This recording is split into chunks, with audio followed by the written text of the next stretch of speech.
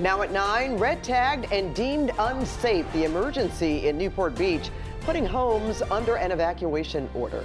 Plus, a grandmother detained in this immigration raid months ago is now back home. Her message for others still locked up. And the 2028 Democratic ticket for president. Who gets California voter support, Kamala Harris or Gavin Newsom? What new polling reveals? Good evening. I'm Pat Harvey. I'm Rudabeh Shavazi.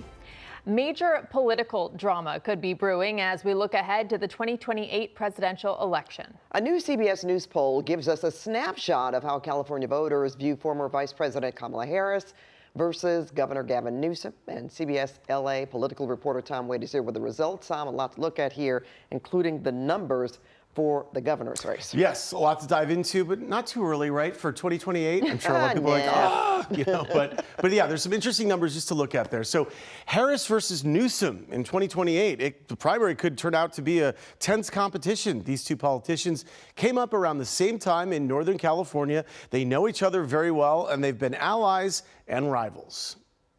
Newsom versus Harris. It could happen in 2028 if both vie for the Democratic nomination for president.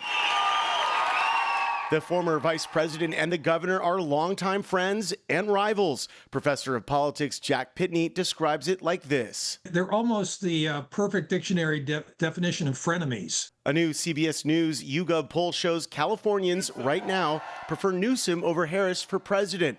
Among all registered voters in the Golden State, 48% say Newsom should run, 52% say no. Among California Democrats, 72% say Newsom should run, 28% say he should not.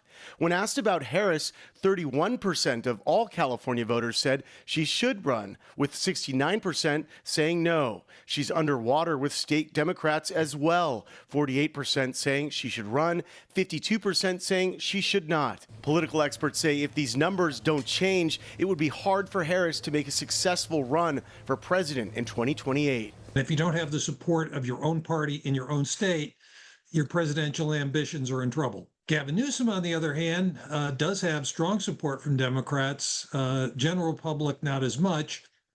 So if it comes down to the rivalry between the two Californians, which has been going on for decades, right now Gavin Newsom has the upper hand. We also have new numbers in the race for California governor. Among registered voters, Senator Alex Padilla leads the pack with 38%. Padilla has not made any public comments suggesting he will enter the race. Rounding out the top three, former Orange County Congresswoman Katie Porter and former Health and Human Services Secretary Javier Becerra. In previous polls, which did not include Padilla, Porter was in the lead, but the former Congresswoman is now defending herself after a spate of recent bad press, including this exchange with CBS News California investigative correspondent Julie Watts. No, I'm saying I'm going to try to win every vote I can.